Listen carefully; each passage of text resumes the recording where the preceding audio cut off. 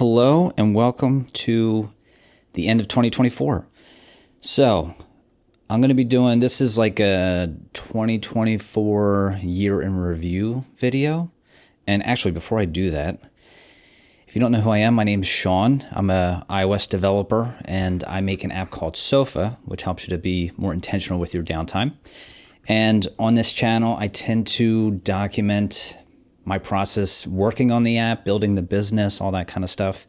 And I've done a couple of these videos before, excuse me, and I think I did, the past couple of years I did them, where I kind of do these year in review. So if you want to watch those, I'll have those linked so you can go watch them if you want. But in this one, I want to try something a little different where I'm going to try to not do any cuts and just kind of record it.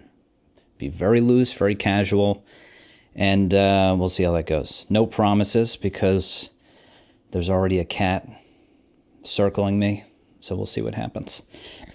Okay, so just to explain a couple things. So for this year in review, I essentially have like a couple lines of business that I work on. So Sofa is the main thing and the main source of income. That is, again, the iOS app that I work on. So I'll be talking about that. I also sell some digital products, which are essentially like spreadsheet templates or Notion templates. Talk about that a little bit as well. And then this YouTube channel is also kind of a final piece of that. And I'll go through, I kind of have like different categories that I'll go through everything. And that will be linked with timestamps. So if you want to jump around, feel free to do that. Okay, so let's start with state of the product. Now, for this, I'm going to start with Sofa with this because it's honestly the most important. So in 2023, 2023 was like a very quiet year for Sofa in terms of like new features and things I was working, or not things I was working on, but things that like people saw. And that's because I was doing a lot of under the hood stuff and a lot of infrastructure work that was prepping for larger things and larger features. And I'm happy to say that stuff really paid off in 2024 because this year in 2024, I shipped a lot of stuff, a lot of new features.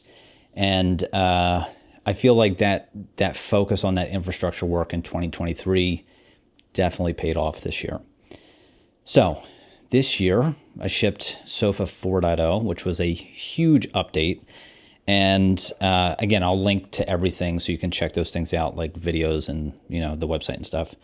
But I added custom categories to Sofa, so now you can, instead of just kind of like the pre-built ones that are in there, like movies, podcasts, TV shows, that kind of stuff, you can create your own categories, which then allows you to essentially add anything into Sofa. I added the ability so you could add links into Sofa, which if you combine with custom categories, makes a lot of sense. So say you're watching a YouTube video or you see like a recipe on Instagram or something, like you can very easily share those things into Sofa, or even like articles you want to read later. So there's a lot of uses for this kind of stuff. Ingredients, which is definitely like a power feature. Because if you know anything about like databases or anything like that, they're essentially properties that you can create in Sofa, but properties felt like too technical. So ingredients are a thing that you can create to add a little more flavor to your Sofa experience and expand it and customize it a lot more than you could out of the box, which is pretty cool. And then smart lists, which if you kind of combine all these things together, it allows you to create these kind of like automatic lists that are created based on ingredient values, categories, titles, all types of stuff. So tons and tons of like powerful features that are now built into Sofa, which really weren't there before. And that stuff was like literally the hardest stuff I've ever worked on technically, and also like from an experience perspective, because while those things are very powerful and I would say more like power user features, I still wanted them to feel very approachable so that when you're using them, it doesn't feel complex, right? And when you look at it, you go, oh, it isn't like super technical. That's kind of the idea. And I think one of the things I'm very proud of with all of these features is that if you don't want to use them, they do not get in your way. I think with a lot of software, the more features that are added to it and the more complexity that's added to it makes the app feel bigger, more bloated, more complex. And one of the lines I'm trying to walk here is that as I add more complexity into Sofa, it's not taking away from the kind of bare bones simple experience. So if you don't want to use any of that stuff, it literally doesn't, you don't even see it, and it's not a big deal. So I think I walked that line with 4.0 because again, the feedback I've been hearing from the people who use it is that it's really awesome to be able to customize things for kind of exactly how they want, as opposed to me trying to design for all these different scenarios, like kind of build more of a customizable experience. So it's pretty sick. Yeah, I'm very proud of Sofa 4.0. It's a huge update, and there's a lot of expansion that's going to come from that stuff, just based on feedback that I've been hearing. So excited about that. The next thing was Sofa for Vision Pro and the Mac. And this was, so I launched 4.0 it was April, technically. It's like end of April. And then during the summer, it's like there's iOS 18 stuff going on. But Sofa had existed on the Vision Pro and the Mac as the iPad app. And that was fine. It's like better than nothing. But I kind of gave myself this little time period where for say like a week or two, I would just explore how long or how much work was involved in actually making Sofa available for Vision Pro as like a true native Vision Pro app, and for the Mac itself, and for the Mac itself. And it turns out it wasn't too bad. There was definitely lots of like little nuanced things with the UI and kind of like doing a lot of if checks to make sure, hey, if you're on the Mac, do this, or if you're on iPad, do this, that kind of stuff. But overall, it wasn't too bad. And for the Vision stuff, I think the hardest thing for the Vision Pro was not having a Vision Pro, right? Like I tried one in the store for 30 minutes. It's not the same thing. So I was just using the simulator on the Mac, and I think that can really only get me so far. And I think the Sofa app on Vision Pro, from what I can tell, is fine. But I don't have a Vision Pro, so it's very hard to know. And I know that's not like a huge market or anything, but I still want it to start working in that direction, because the Vision Pro could, or the Vision OS itself could expand. But I like that Sofa's there now as a native app. And then for the Mac, it's a Mac Catalyst app, which I would say doesn't feel like a full Mac app from my experience, but it's better than the iPad version that was there before. And again, that's like I'm making steps towards making the Mac app better and better over time. And that's like a harder thing for me to justify sometimes, because I'm a single developer. Like it's just me on this team doing this. So investing a ton of time into Vision OS and Mac OS, when most of the users are on iOS and iPad OS, like, it's not always the best use of my time. So I kind of have like this longer term view of iterating on that stuff and making it feel better and better over time as I get there. So, but I'm still happy I was able to do that. And I was able to kind of squeeze that in a relatively short amount of time. The next thing was when iOS 18 came out. So I did an update for iOS 18. I would say iOS 18, like in terms of stuff that I had to work on for it, was not huge. There wasn't really a huge lift. I really just worked on the home screen customization. So you can do, light and dark widgets. You can do light and dark app icons, or like tint your app icon. So I kind of had to work with that stuff. And then there was control center widgets as well. And I did make some control center widgets, but at the same time, it's one of those areas like you don't know how much that's going to be used by people. So, you just kind of do it and see what happens. And it didn't take that much effort to do it. So, but it is there for iOS 18, and I do support that newer stuff, which is good. And I think like for all the things that were shipped for Sofa this year, like I'm very happy with the progress that was made with the product and the overall experience, because I think shipping 4.0 was just such a huge advancement for the app, for the overall experience, and it brought in a ton of new people to try the app out to see if it's for them. So I would say that's good. Okay, let's talk about digital products. So again, I have a couple digital products. So there's like personal finance spreadsheet templates, essentially just like budgeting and stuff. I have like a mortgage calculator thing, and I have a couple Notion templates as well. But these were all things that like I had made for myself, that I was using for myself. And then I was like, oh, I wonder if like other people could use these. So I turned them into little templates. For the Notion stuff, obviously that's a Notion. And then for the spreadsheets, I have a Apple Numbers version and a Google Sheets version. And I sell them on Gumroad. And basically, all this stuff was done in 2023. Like all this work. Like I made all the templates in 2023. And I made YouTube videos in 2023, I think. I don't think I did them this year.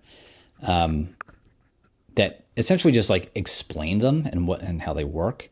And this year in 2024, I really didn't do anything for these things. Like, and they've been selling on their own. Like people find the YouTube channel or the YouTube video, they watch it, and then I have a link to the template that they buy, which is like kind of amazing.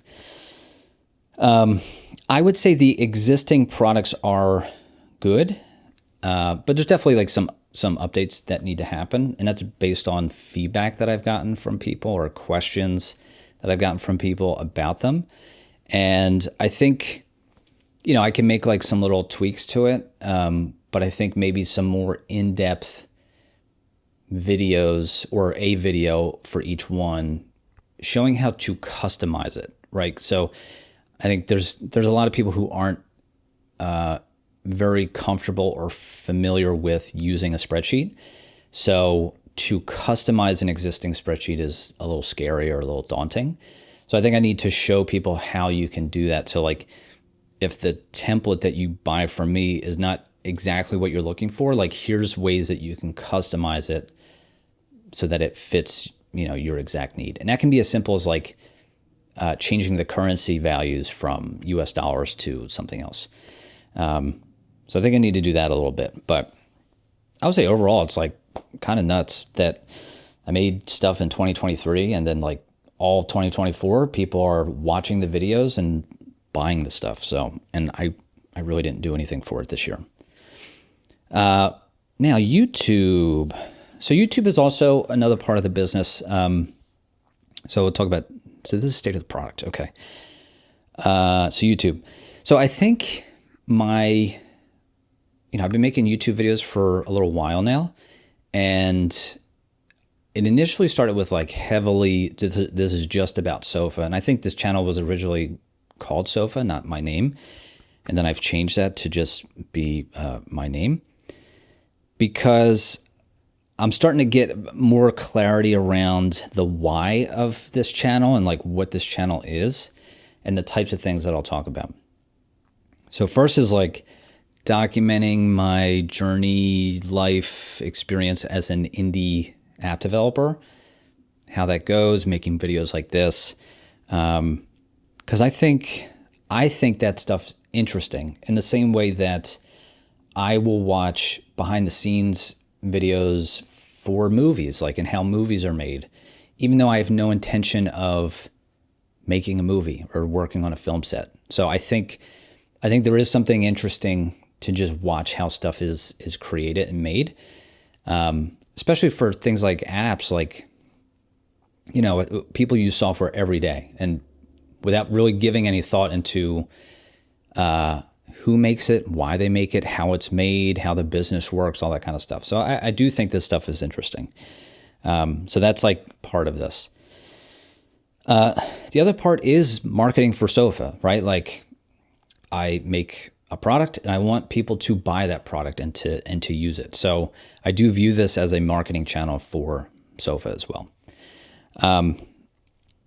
The other thing is I am starting to use this more to share my hobbies, mostly photography.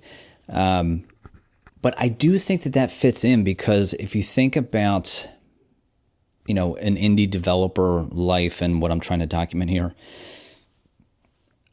I think having a hobby or multiple hobbies is a very important part of that experience. Because if you're just, I don't know, 100% business all the time, I don't think that is a healthy or sustainable thing at all. So I kind of like that the hobby stuff is starting to come into this channel a little bit more, because I think when you look holistically at what I do and how I want to kind of document and capture that stuff, I think it makes sense. And really, like, I just want to like look back at my channel over multiple years and just be proud and satisfied with the work, right? And the things that I've shared and captured and all that stuff. So, and to me, I like having that more holistic view of things. And that kind of gets like the next thing is like in YouTube, one of the, core, like if you kind of look for advice, YouTube advice, people are honking outside. If you look at one of the core YouTube advice things out there is like, you need to have a niche, right? And you need to niche down, right? Like, you know, if you're a photographer, just do photography, right? And maybe just do like wedding photography or street photography or whatever. And you can, you know, find these niches for all types of stuff. You know, there's things between like saying like what you want versus fighting against reality. So I don't know. Now, I don't want to niche down because that's not how I think about things. I'm not just interested in one thing. And for me to only make videos about one type of topic, I find that to be kind of boring. And I don't really want to, I don't think this channel would last very long if that were to happen. So maybe the niche is just me, like I'm the niche. I actually never thought of it that way, but yeah, so I will try to avoid the niche down thing for as long as possible. Cause I don't know.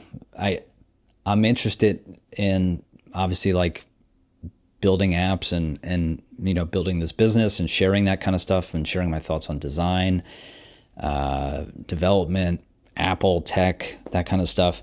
But then like, I love traveling. I love photography. I love all these different things. And if I want to make a video sharing that stuff, then like, who cares? I'm going to do it. So this may limit my growth on YouTube, maybe, or my potential reach. But at this point in time, I don't really care.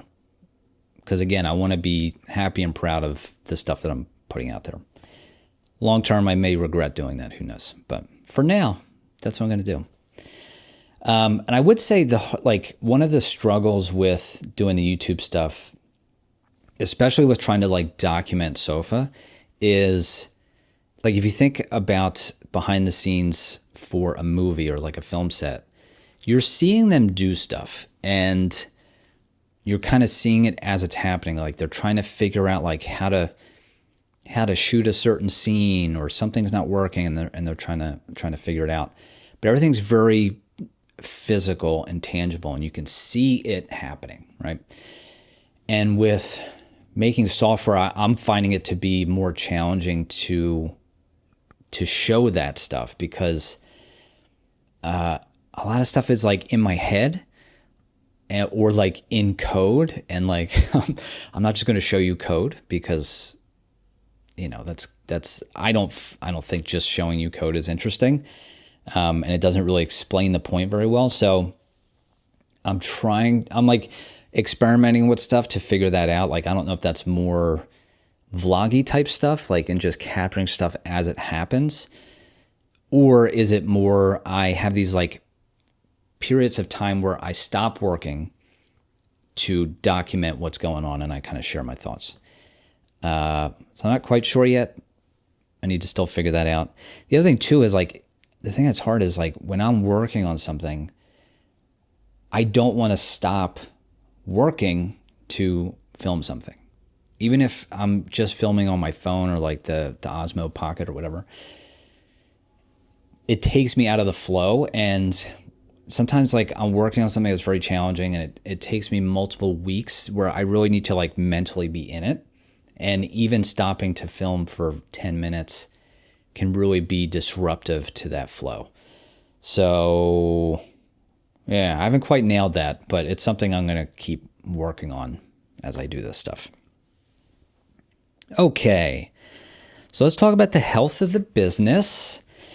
So for Sofa, this was the best year financially, and even not financially, for Sofa itself ever. Subscriptions are up substantially. So subs are up 115% year over year. Revenue is up 65% year over year. Churn is down by like 40%, 50%. It's just been a very, very good year. And, it's hard to pinpoint the one reason why that is. I think there's a lot of reasons for that stuff. I'm going to talk about like marketing stuff in a little bit, but I think like I've done a lot of, when I say a lot, for an indie developer, I've done a lot of paid marketing over the past couple years to essentially just get the Sofa name and the Sofa brand out there, right? So people are more aware of that stuff. And that combined with like, I think I have backed up a lot of that marketing with good improvements for the product. And I think it is a good product. I think I'm starting to see some of those things pay off a little bit. Also, I had a huge update this year with Sofa 4.0, which, got a lot of attention, which was great. And I think brought in a lot of new people to give it a shot, right? And try it out. And to even not just the free version, but also like the paid version, and really try those things out. So health of the business wise, this is the best year Sofa's ever had. And I'm not going to share like dollar numbers because I'm not comfortable doing that. I understand why other people do it, and it is helpful when you hear other stuff, but like, I don't know. I'm just so uncomfortable with sharing actual dollar values on the internet. I don't know. Just feels strange. So sorry, I'm not going to do that. So Sofa was great this year. Extremely happy. And even like, so at the beginning of each year, and I'll do this, in a couple weeks for 2025, I essentially like project out where I think how I think the business is going to do this, this upcoming year. And Sofa did significantly better than I had originally projected. So that's great for 2024. So hopefully 2025 either keeps up this momentum or builds on it. That'd be great. All right, so digital products. So I actually made a decent amount of money from digital products. Definitely, nowhere near like what Sofa made. But I think what's interesting, and I said this earlier, is like I basically did no work this year for it. That was all work in 2023, and then it just kind of like ran itself this year. Very minor like customer support stuff that I had to do for the digital products, which is kind of awesome. So to me, I'm like, man, this is like free money, right? And it was unexpected and very nice. So we'll see what happens in 2025 for that. We'll talk about that. I have like some, what's next section later. But yeah, the digital product stuff was I would say for the amount of effort I put into it versus what I got back from it. Great. Loved it.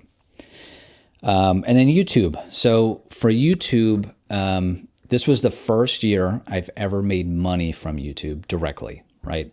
Now, I've technically made money from YouTube for the past couple of years in the sense of like, I'm talking about Sofa or I'm talking about a digital product and people then go, subscribe or buy it.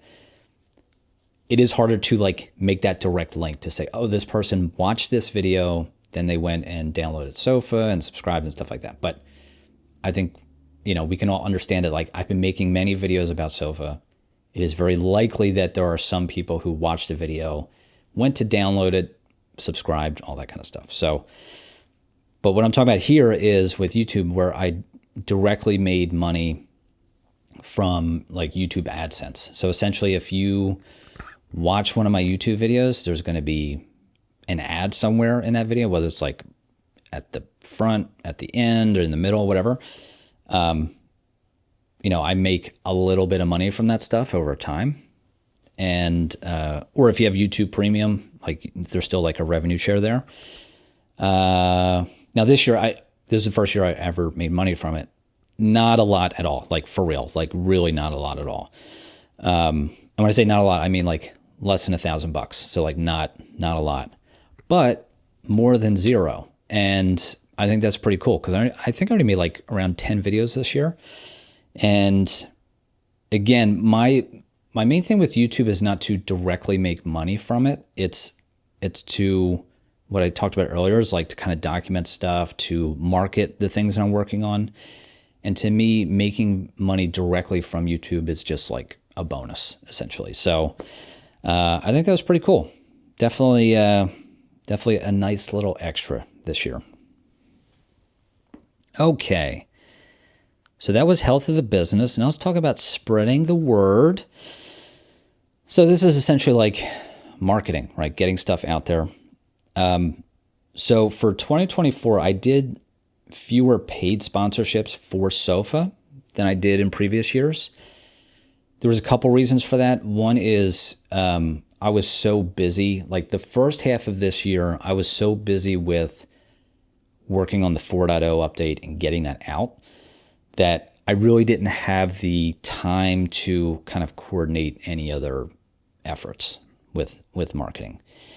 And I also knew that like with the 4.0 release that it was likely I was going to get like press coverage for free. So I didn't want to like, I didn't want to like mess that up with then also doing paid stuff. And I think that actually paid off, which was kind of nice because I actually got a ton of free coverage, which was good. But I did do some paid stuff this year with like a podcast and a YouTube video that I sponsored. So I did fewer stuff. Now, long term, I still plan to do more paid marketing because I think that's just the reality of like this industry. Like it's very hard to just get free marketing because there's just so much stuff out there and there's so many people trying to get stuff for free exposure, I should say. So to me, paid marketing is just part of the business. But even with all that, even though I did fewer sponsorships this year, the business grew amazingly well, like really, really well.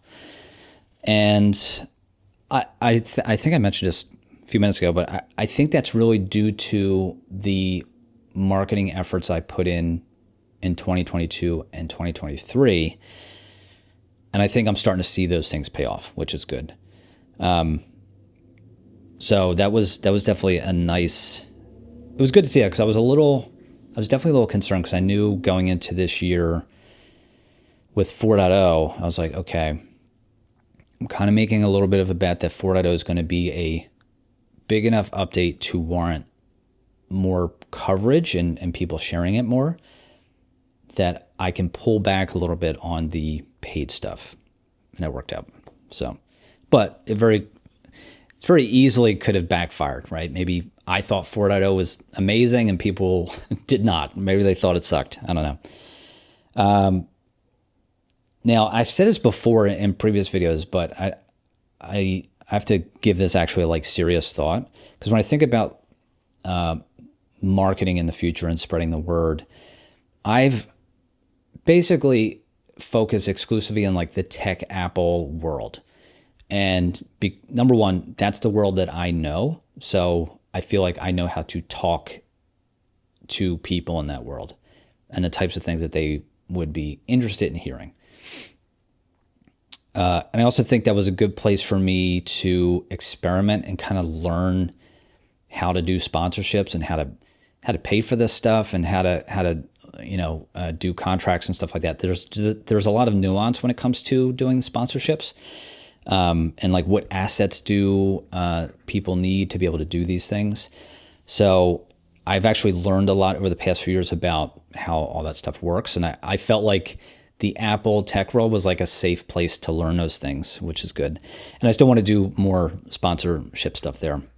But I do want to start spreading out beyond the tech Apple world. And I have to think about where to go, right? Like what areas do I go to, what industries, that kind of stuff, because Sofa is a very broad product. I could focus just on like video game people, or just on, people who love to read, or TV people, that kind of stuff. So I have to give it more thought. I haven't really thought about it deeply, but I do want to expand beyond just the world I've been living in, because I do think there is more broader appeal to Sofa beyond just people who are into tech and Apple. All right, so spreading the word. There's no spreading the word stuff for digital products in YouTube because I didn't really do anything. So let's go to Milestones. So let's start with Sofa for Milestones. So first one is I launched 4.0. Huge milestone. Something I had literally been working on that update for like close to a full year. Like I said, that was the hardest thing I've ever worked on. But got it out. Huge milestone. That was great. I also went to WWDC this year, and I had gone to WWDC in 2018 when it was at the, I don't know it's the convention center in San Jose. I forget what it's called. I had such a great time there, but that was when I was at my previous job, and my previous job paid for it as part of like an educational thing, which was amazing. Had a great time. And that was when WWDC was all in-person stuff, so there was no virtual sessions or anything. But this year, I put in for the lottery to go, and I got to go. But obviously I had to pay for it myself, so I had to buy flights, hotel, all that kind of stuff. But the fact that the business could pay for, like the Sofa income could pay for it, was amazing. And I had such a good time at WWDC. Like, I don't know, I've gone to conferences in the past, and because I was a designer and as like my career before this, I've never loved like the design world and the UX world, the UI world. I never really connected with that world in like a strong way. But I remember the first time I went to WWDC in 2018, I was just like, man, these are my people. Like, it didn't feel like other conferences that I've gone to. It just felt like a bunch of nerds who were into this nerdy stuff and having a good time. Like, not a lot of like self-promoting crap or salesy crap or anything like that. Like, it was really nice. And WWDC again this year, again, felt like that. Like, just felt like, man, these are my people. And I got to meet people who I had only talked with online. So it was really nice to be able to like see people in person and actually like have conversations with them and hang out, that kind of stuff. Really had a great time. And I think the thing that like still, when I think about WWDC now, the thing that blows me away, and I'm like, Ross is trying to jump in my lap. The thing that blows me away now is that I was surprised with the number of people who knew about SOFA. So like I had shirts made so you can see the logo, because I thought like, okay, I'm gonna go. People aren't gonna know me, but hey, maybe they'll see the SOFA logo and they'll recognize it, come up and say hello. And more people did that than I expected, or yeah. So it was like a very, I don't even know what to say. Like, it was really nice, but also like uncomfortable. So, but I worked in consulting, so like I can talk to people just fine. But like, yeah, it was cool. It was really cool. And the one that like gets me the most is I was coming out of the bathroom, and there was a security guard at Apple's headquarters, which again, like I got to go to Apple's headquarters, which was insane. I remember like being in, I'm really going off on tangents here, but I remember we were in like the cafeteria area, and I was talking to like an Apple employee there. I was like, how do you work here? Like, I don't understand how like you come into work here and like get things done. That doesn't really make any sense. 'Cause it was like too nice. There was like trees inside and stuff. Like it was wild. Anyway, so I'm coming out of the bathroom. There's a security guard, and he sees my shirt. He goes, "Oh, hey." He goes, do you work on SOFA? And I was like, yeah. He's like, oh man, love that app. That app's great. Blah, blah, blah. I'm like, what the hell is happening? The fact that like, now I'm obviously in, Cupertino, the San Francisco area. So people are maybe more engaged in the tech stuff, but I don't know. That was cool. Very, very weird. And I think I've even told that story before on this channel, but like, and again, I'm not bragging. It's just weird, but awesome, uncomfortable. So many emotions all at once. So, I do want to try and go to WWDC again this year. Hopefully I can get in. I also marked my first year as being full-time. So in 2023, August of 2023, I quit my full-time job as a designer, and I went full-time with SOFA. And so this past August marked my first full year. And I actually did a video about that, which I'll link below that you can watch. But yeah, so now I'm like a year and a half in being full-time. It's like, this is my full-time job, and huge milestone. And it's been great. It's actually gone better than I expected. So, but definitely watch that video. Also, another milestone, I won MacStories best, I have to hide my face here, best app update of 2024, which is like crazy. So if you don't know MacStories, so they're a publication that's been around for a long time, and they're in the Apple world, but also the general tech world as well. And I would say that they are one of the few, if only, places that really talk about apps anymore. Because I think like a lot of the bigger places like The Verge, they do talk about apps sometimes, but like it's this bigger, broader tech stuff that they focus on. And MacStories is really one of the few places that like will actually do deep dives on not just apps, but like indie apps. And there's not a lot of places where that's happening anymore.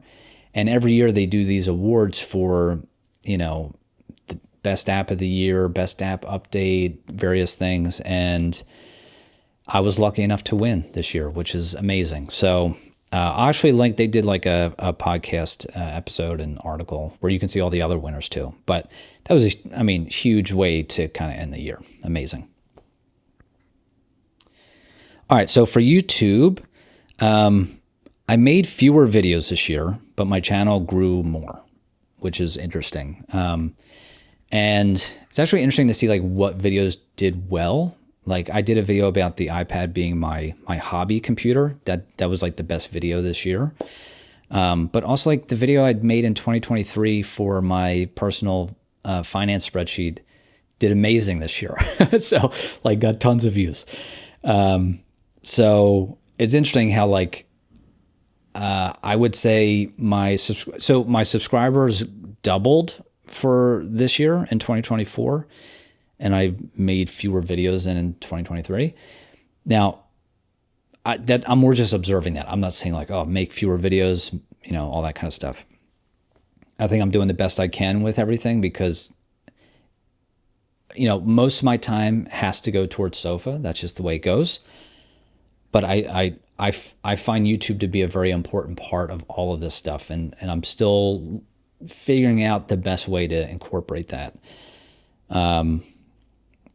So, but also it was the first time I made any money directly from YouTube, which I already talked about. But I think that's an interesting milestone for this, and so that's it for milestones.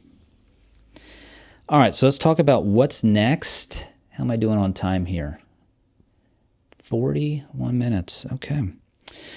All right. So what's next? So for Sofa, the thing I'm working on now is I'm building in a podcast player into Sofa. And I actually shared this a couple weeks ago, and I made a video about it that you can go watch where I go into more detail about this. Lots of reasons why I'm doing this, and lots of reasons why I think this is a good and important addition to the product. But right now that's in beta. It's in beta testing, and I just like there was like this performance issue I was trying to fix for a couple weeks. Finally fixed it, so it's working much better. But I want to release that obviously like early 2025. But there's still a lot to kind of work on and figure out there. So if you're interested in beta testing that, I'll have a link below that you can check out. But yeah, the podcast player, I'm very excited for this. I think, I think it makes so much sense to add to the product. And again, I'll link that other video that you can watch so you can get the full context of what's going on there. And then there's obviously like what's next after the podcast stuff. I have a couple ideas, and I think like I don't want to commit to one of them at this point because depending on where things are at in a couple months, I may choose one over the other. So we'll see. Things will get there eventually, but as one person working on this stuff, I have to be very, very selective about how I use my time. So yeah. And the other thing is I'm going to try and go to WWDC again. Apple usually does like a lottery system for this stuff. So I'm going to put myself in for that lottery. You never know exactly when it's going to be, it's always obviously in June, but like you never know exactly when. But I do want to go again. And I think that, last year or 2024 when I went, it was worth it. So I feel like it would be worth it again to go. So that's what's next for Sofa. For digital products, I think, I want to make some updates to the existing templates based on feedback that I've gotten. Maybe promote it more along with like some additional videos. That's actually been a good way to promote it, is obviously just like a YouTube video. I wonder, there's probably more ways to promote it in other channels, like with social media and stuff, but I have to think that through. But I've also gotten a lot of requests for like business templates. So, the finance template that I have is for your personal finances. And there are people who have been asking for like, hey, do you have something like this, but for your business? And the answer is I do, because I use a bunch of different templates for myself for businesses. And the cats are fighting. Don't knock over the camera. I use various spreadsheets and different things in Notion and Google Sheets and everything to kind of do the admin side of the business here. I don't have any of those in like a template form at this point, but since I already use them, maybe I could put some of those together this year and share those out and start selling those too. Because I think there's like really simple stuff and it's stuff that I use all the time, like every single day, that helps with budgeting stuff, with like planning for, okay, I have money coming in. How do I want to spend this money over the next, say, 6 months? So lots of cool little things that I think could be really nice little products for people to use. So that's it for digital products. Now for YouTube, I want to try some different formats. I've mostly done like talking head stuff, kind of like this, because it's honestly the most convenient in a way. It's convenient and not convenient because I have to like set up for it, but it's convenient as in like I can do it at home. I can set this up. I can edit things exactly how I want, all that. But I would like to try more like podcast style long form stuff, kind of like, excuse me, this is like, I'm like kind of doing that now, which is, this is a talking head video, obviously, right? But I'm not going to cut anything, or maybe I did cut stuff, but I actually don't know because I'm at the end. But if I just do stuff that's like very casual, very loose, no cuts, that kind of stuff, I want to try more of that. We'll see how this video goes. And maybe I do stuff where it's like I'm commenting on like the stuff that's going on in the tech world or the Apple world or design or whatever. So like maybe it's around certain topics or something like that. But something where it's a little easier for me to produce, essentially, because again, like most of my time goes towards Sofa, and to stop that stuff and to do videos is definitely challenging. I think the other thing is maybe do more vlogging. I watch a ton of vlogs. I love vlogs, and but then I think like, what the hell would I vlog? Because day to day, it's like I'm just like here working, and do I just like vlog myself at home? It's not like a travel vlog where I'm like going to cool spots and showing you things. It's like you're going to be seeing like the same office and kitchen and stuff like that. So I don't know, but I like the idea of vlogging because it's fun. So we'll see. If you have ideas, feel free to share them. But yeah, with YouTube, I'm still in like this very experimental phase with YouTube, figuring it out. Whereas like if you compare where I'm at with Sofa and where I'm at with YouTube, very different places. Where with Sofa, I have a deep understanding of the product. I know basically where I'm going with the product and what the next, say, 4 to 5 things are going to be. The timeline is going to vary on that stuff, but I have a very good heading for that stuff and a lot of momentum behind me.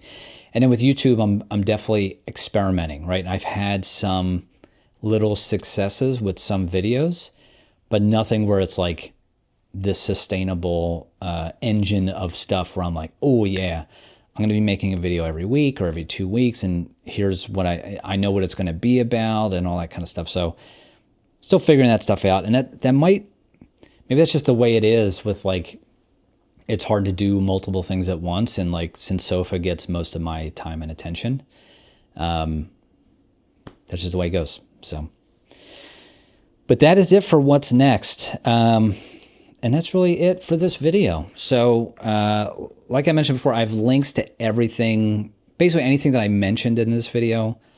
I will have a link to it below so you can check it out. whether that's other videos or, you know, different links to stuff. If you've watched this entire video and you've gotten this far and you haven't downloaded Sofa, you should go do that. You should go download Sofa. It's free to use. Most of the app is free, honestly. So like, there's really no pressure. You can try it out, and there's extra pro stuff if you want to pay and subscribe, but like, you don't even have to do that. Or if you think Sofa sounds like something a friend would like or someone in your family would like, you know, I would very much appreciate you telling those people about it, because I really do think that there is broader appeal here with Sofa. So anyway, so all those links will be in the description below, but thank you very much for watching this video. And actually, like, let me know what you think of this format too. Like, I'm just kind of like letting it go. No cuts, no nothing. It's still recording, so we're good. We're like 50 minutes in. But yeah, let me know if you like this format. Me getting feedback on the YouTube videos is actually very helpful, because I don't know if this is good or not. You guys got to tell me. What else? I think that's it. Thank you for anyone who's used Sofa this year or previous couple years, or if you've told anyone about it. Thank you very much. 2024 was such a good year in so many ways, and I'm excited for 2025, especially with the podcast stuff. I really think that's going to be an awesome addition. I've literally been using it for, like, I've been using Sofa as my primary podcast player now for like 3 months. And honestly, I love it. And I listen to podcasts a lot. I've used most of the apps that are out there, and I don't feel any desire to use any of those other apps. I feel like Sofa does a really good job with it. So I'm very excited for this to finally launch in 2025 and to get more people in there. So, but anyway, thanks for watching and listening, and I'll see you next time. Bye.